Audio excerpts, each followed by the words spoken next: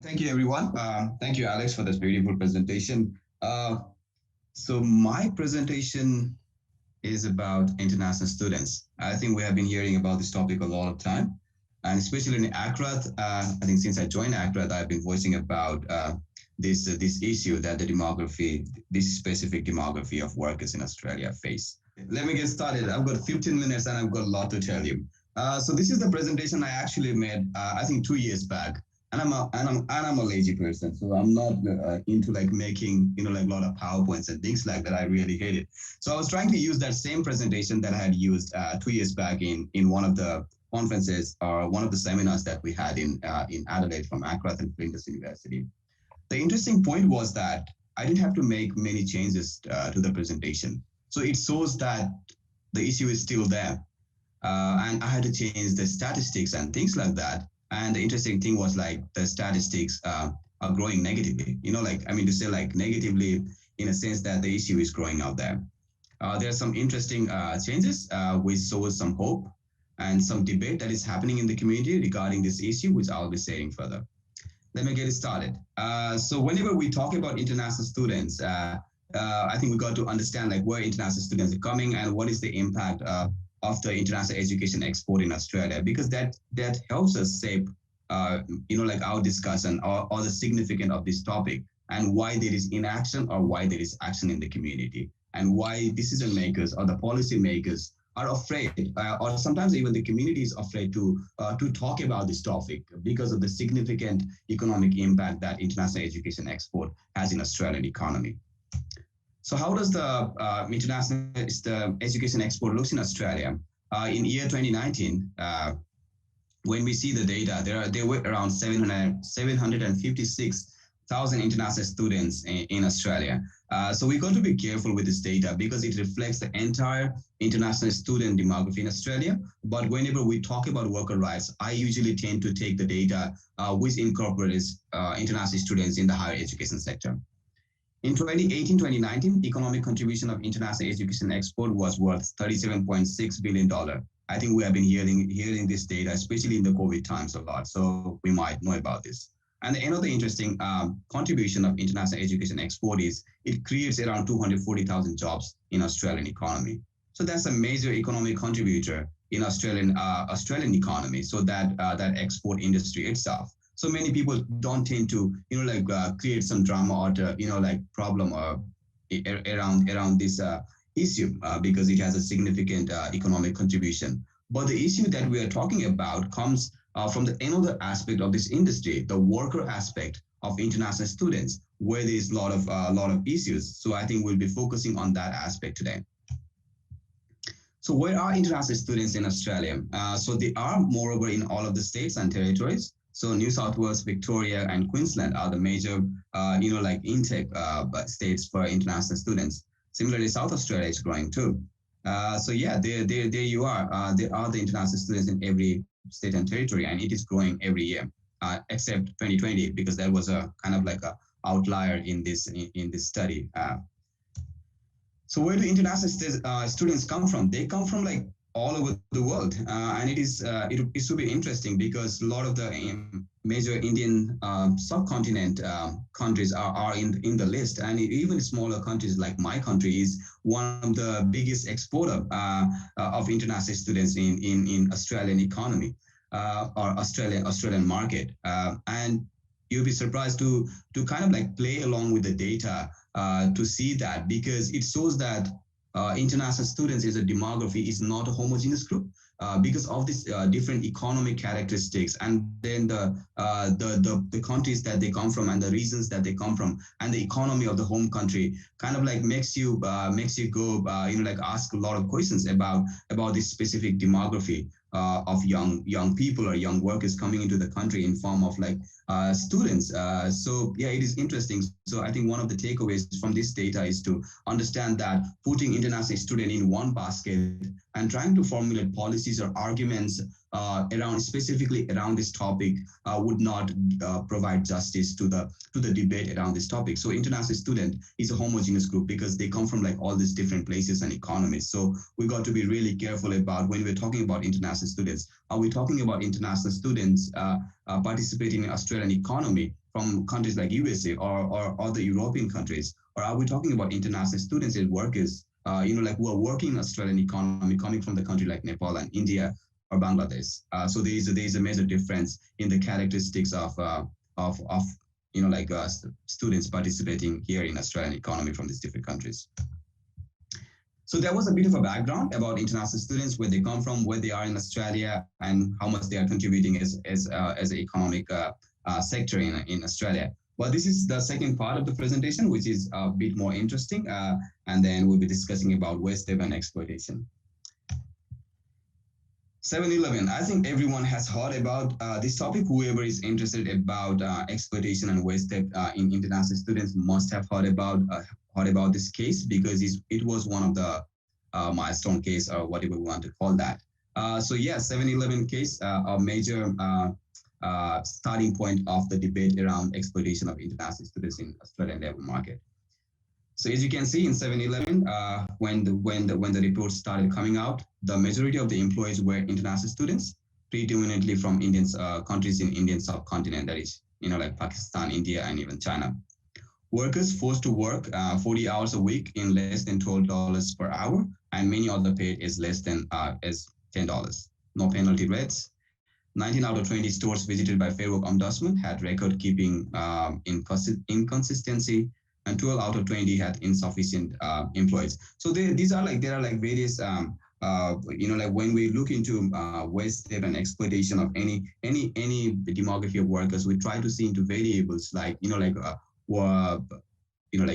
they have been paid minimum wage, if they have been paid penalty rates and things like that. And this case, like in every variables, I don't think they were able to satisfy the regulations and laws of same time. So this was a landmark case we started discussing. 7-Eleven was just the tip of the iceberg, and I even say today all the cases that we are getting are just tip of the iceberg, because when we go out in the community and start participating in that labor market, we tend to understand that the labor market where international students are employed is one of my friend from Working Women's Center says is like it is operating outside like the industrial relations system that we have in Australia, because it is not covered by that thing. Whenever we discuss about industrial relationship system in Australia, we tend to see that this black market or like things like getting in cash in hand economy and things like that. But this demography of work is participating in entirely different economy, which is yet to be recognized in our industrial relationship system. So there you go. So a lot of media coverage over the years about this specific topic, but not much action that is being done by Australian decision makers or policy makers into the sector. 2020, year of COVID. So a lot of research focused on the situation of international students because there was an outcry. And I think in 2020, this issue got a lot of highlight. One, because international students were excluded from any of the government support, for example, job seeker or job keeper, though they were participating in Australian economy as Australian workers and have been paying tax, but the kind of like a message that came from the government was like, you would not be provided any kind of support. So that issue really helped to bring this intrinsic issue that existed into that system where international students were being employed. For example, before COVID, a year before COVID, there was a study done by there was a National Temporary Migrant Workers Survey. We said that 77% were paid of the students or the temporary migrant workers were paid below the minimum casual hourly wage. 32% of the bachelor's degree students earn just half the minimum casual hourly wages or less. That is like less than $12 an hour and things like that. And 27% of all international students earn half the minimum casual hourly wage or less. And in year 2020, there was another study done to understand the impact of COVID also, but to understand the situation of wage theft in this specific demography of workers and also general temporary migrant workers. The significant challenges in 2020 arose because of non-inclusion of temporary migrant workers or international students in that category to any form of support measure introduced by the government. During this period, one of the studies conducted by Migrant Workers Justice Initiative reported job loss by 65% of the participants and 39% not having enough money to cover basic living expenses. 43% of the respondents were skipping meals, and 34% reported being homeless at that period of time. Also, in that same period, until July 2020, when the research concluded, there were various reports published about this research also. It showed that 1 in 5, that is like 21%, reported a reduced hourly wage in the year 2022. And 1 in 10, 11% did unpaid work. That is like surprising to hear in Australian economy. People are doing unpaid work too.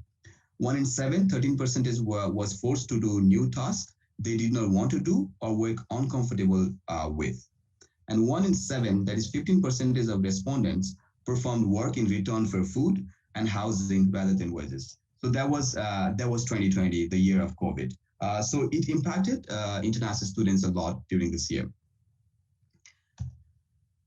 Personalization, this is my favorite part.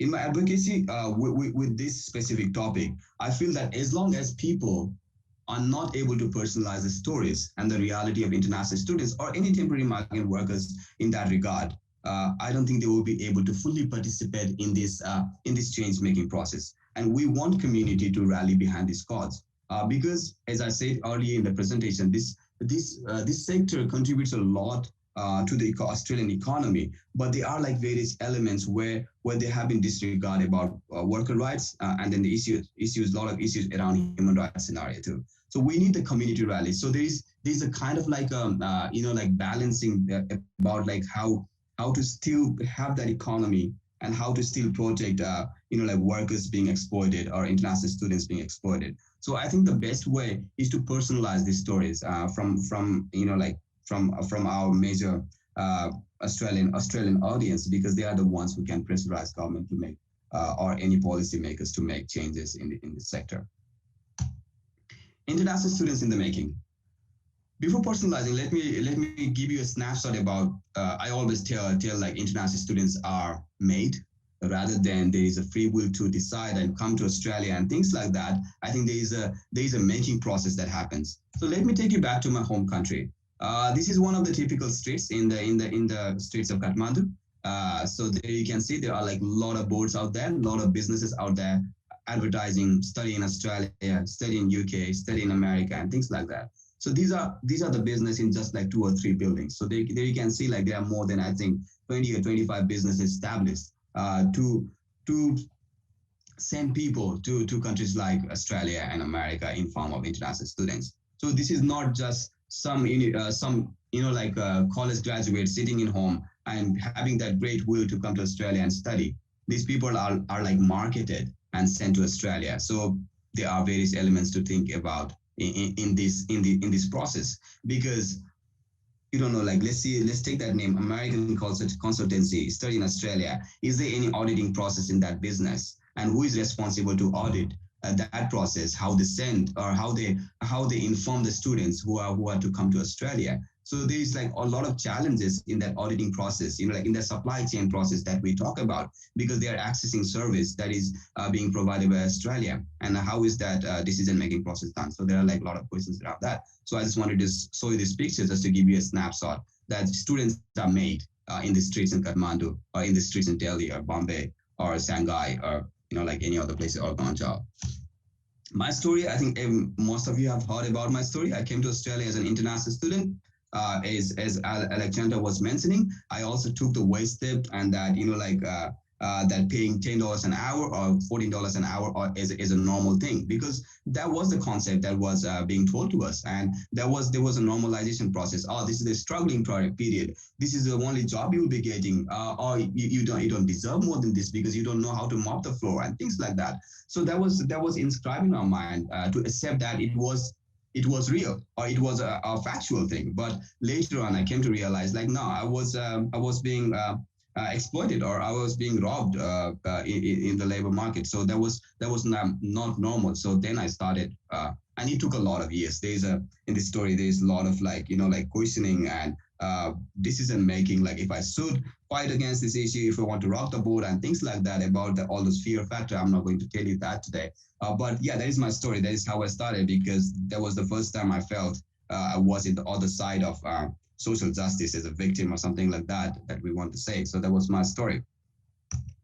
And it is not just me. There are a lot of stories of young people, young workers out there who most of the people I talk to, or most of the students I talk to today, have got the similar kind of stories, similar kind of stories about being ripped off, being abused at work, or being threatened, or being said that it is a normal thing. So let's hear to some of the stories that we have collected.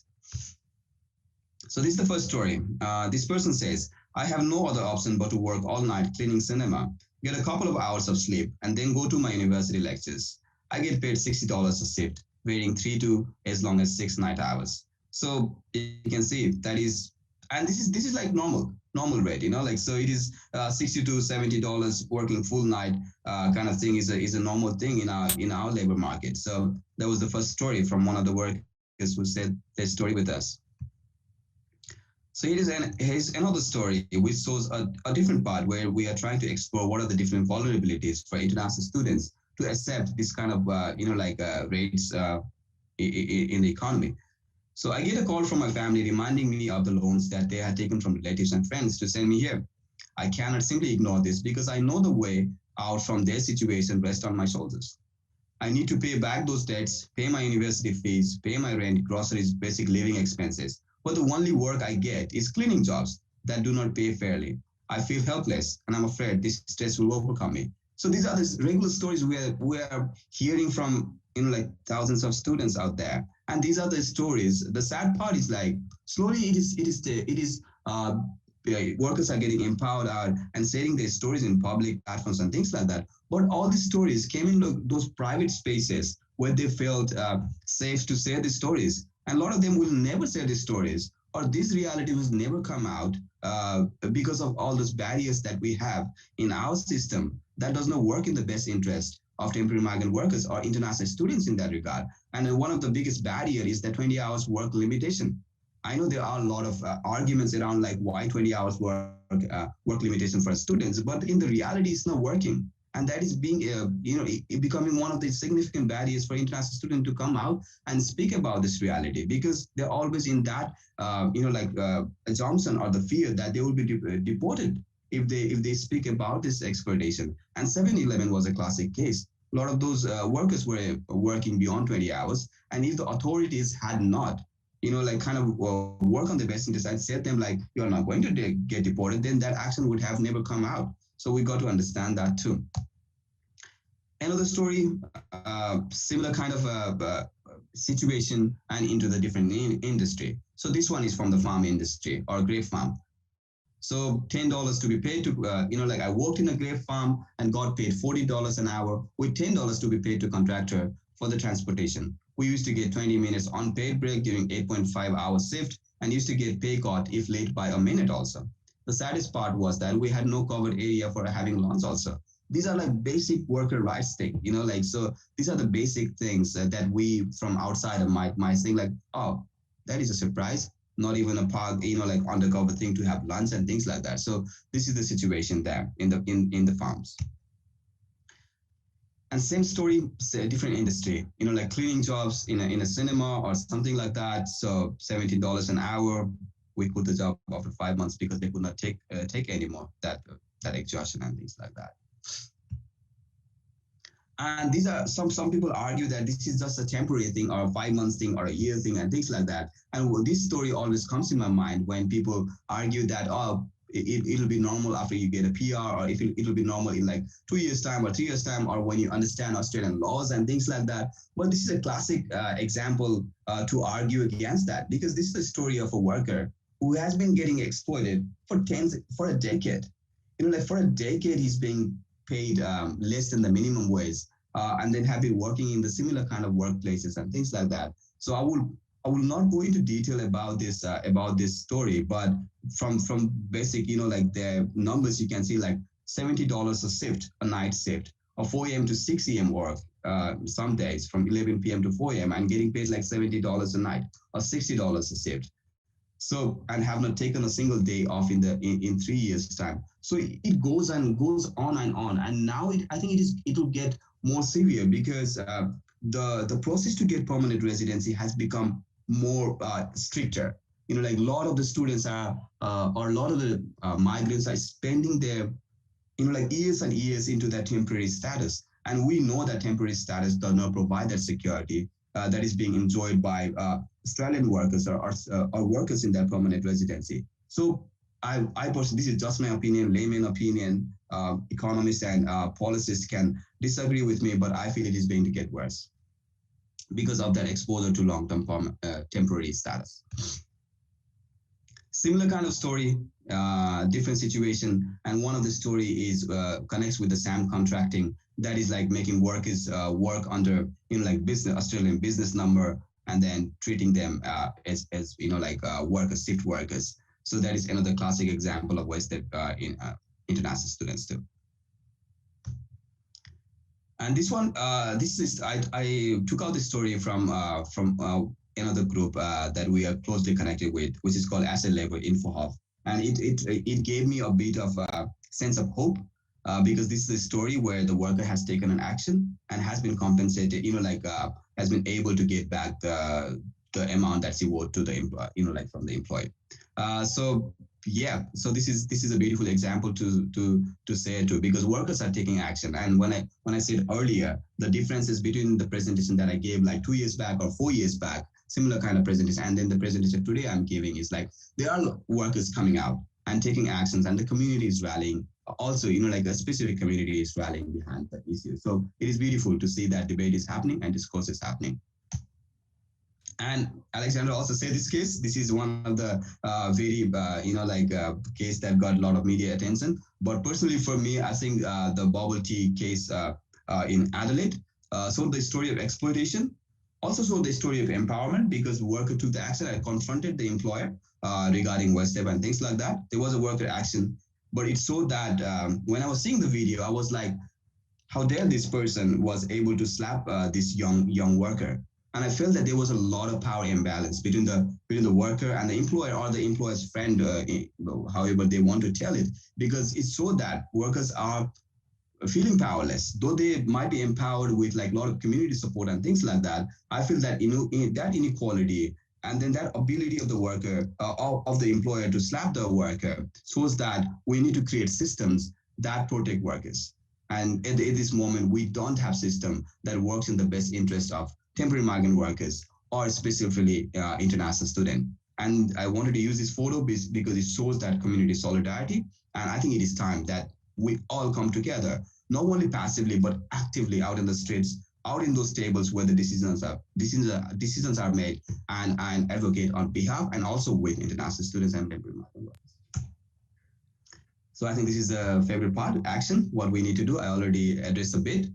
Acknowledge that I think we have gone past this action, that acknowledgement of West and exploitation of international history. We know that this is happening, and we've got to do something about it. That is the action. And what we need to do about it is like generally listen, create those things in the system that is going to protect international students, and also will empower international students to come out and speak about it, because currently we don't have that.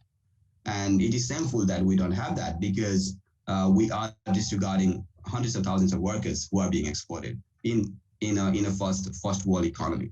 So that is sad. And also, as Maranella, Alexandra, and ACRATH says, treat Western and exploitation of international students as it is. It is modern day slavery, because it is not just the employer taking up a couple of dollars from a worker, because it shows the variables. It shows the characteristics of modern day slavery because of all the barriers that we have talked about. So it is not just taking a couple of dollars from a worker. It is one of the forms of modern day slavery. So thank you everyone for listening to me. And then, yeah, that's my presentation.